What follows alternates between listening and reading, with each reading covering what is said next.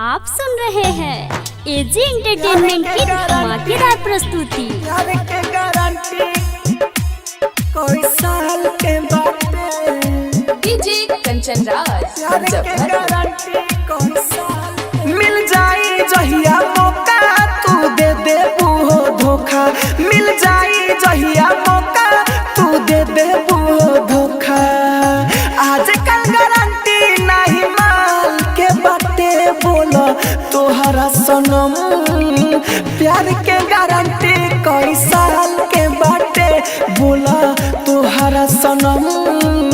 प्यार के गारंटी कोई साल के बाटे मिल जाई जहिया मौका तू दे दे वो धोखा मिल जाई जहिया मौका तू दे दे वो धोखा आजकल गारंटी नहीं माल के बाटे बोला तोहरा सनम प्यार के गारंटी कोई साल के बाटे बोला तोहरा सनम प्यार के गारंटी कोई साल के बाटे mix by AG recording studio. प्यार के गारंटी प्यार के डीजे गारंटी कंचन राज कोई मुजफ्फरपुर साल के बाटे डीजे कंचन राज मुजफ्फरपुर प्यार के गारंटी कोई साल के बाटे अक्सर प्यार में ए रानी ई होला लइके के दोस्त ठहरावे गाँव टोला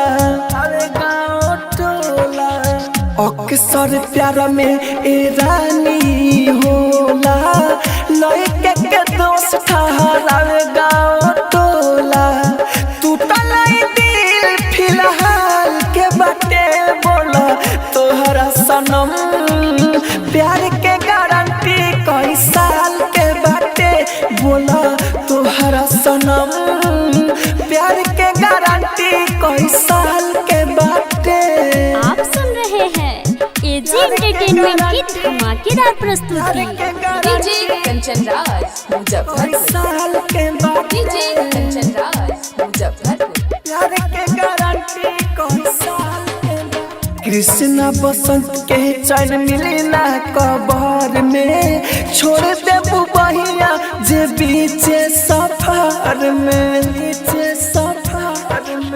कृष्णा बसंत के चैन मिली ना कबर में छोड़ दे बहिया जे बीचे सफर में राहुल जनात तोरा चाल के बाटे बोला तोहरा सनम प्यार के गारंटी कोई साल के बाटे बोला तोहरा सनम प्यार के गारंटी कोई साल के बाटे रिकॉर्डिंग स्टूडियो रोशनपुर सपहा।